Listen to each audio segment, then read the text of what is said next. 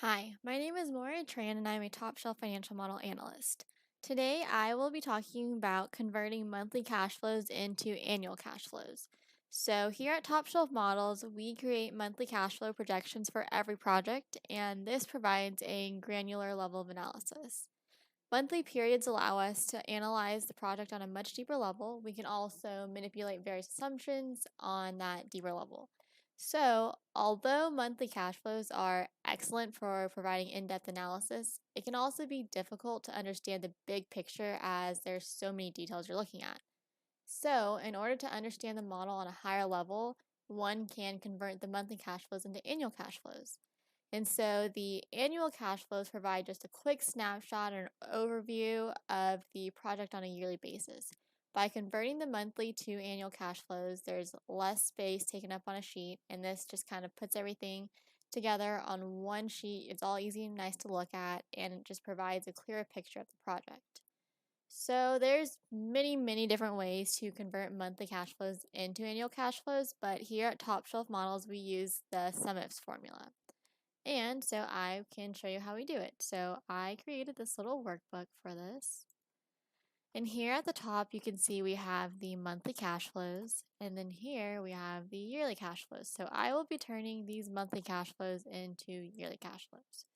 So let's just start here. So first, I use the SUMIFS formula. And the sum range. The sum range is just the range of cells that we are going to be summing. And since we're doing the revenues, we'll start here at the revenue line. And then I always like to use absolute references so that I can drag the formulas instead of, retyping everything, and it just makes it easier.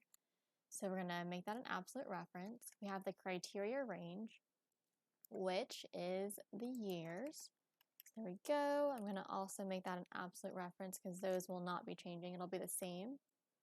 And then for criteria 1, we're going to put the year number. So I'm going to select the year here, and then I'm going to make the row absolute, but not the column. And then we'll close the parentheses, press enter there. Awesome. So now if I drag this formula over there, and we'll do fill without formatting, boom. You can see that it'll sum for year 0. There's only 1 month in year 0 here, so $50. For year 1, we can go to this, all the way to year 1, it's $485, and this is $485, so that checks out. Year 2, we can sum all of this up. That is $465, and here for year 2, we have $465. And then I can go ahead and drag this formula down there, do this, fill without formatting, and then this middle number here we can just kind of delete.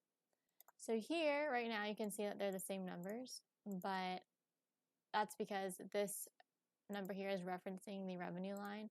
So we're just going to have to change this criteria, the sum range, to 11, because we're summing row 11 there. Boom, and you can see here, it's highlighted in blue, it changes.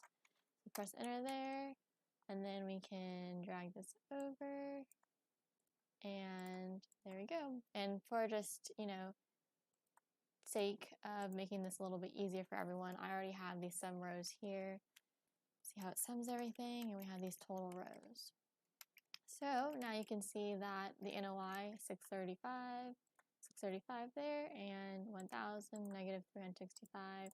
It all checks out. So that's just a quick and simple, SUMIFS formula and how we do it at Top Shelf Models. So now I will be going into an actual model and showing you how we do it. Right now, I am in the condo development model, which you can buy from the Top Shelf Model website, and I'm just going to show you real quick how we convert the monthly cash flows into annual cash flows.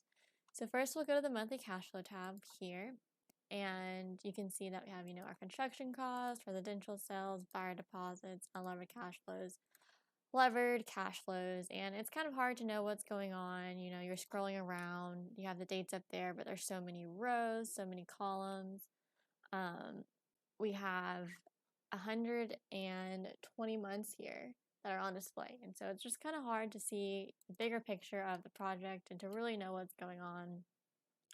So that's why we have the annual cash flow tab here. And we have all the same lines here: construction, residential sales, buyer deposits, unlevered cash flows, unlevered. But as you can see, they are all here. We have, 12 years that are being shown, and it just kind of shows you the bigger picture. So here you can really quickly tell, like, oh, construction here lasts for 2 years. That's good. Construction lasts for 2 years. You can see that we have a pre-sale happening for 1, 2, and part of year 3. And then here in year 3, we have our just normal sales after construction is completed. You can see the pre-sale square foot that's sold and the normal sales that are sold. So I think it's just a really good way to kind of see the clearer picture of the project. It's just a quick snapshot of what is happening. And as you can see here, we have these sum ifs formulas, which is really cool. It's a nice little thing that we have in all of our models. So that is all I have for y'all concerning the monthly cash flows and annual cash flows. You can go ahead and head over to our Top Shelf Model website here and check out what's happening and things that are new. Thank you. Have a great day, guys.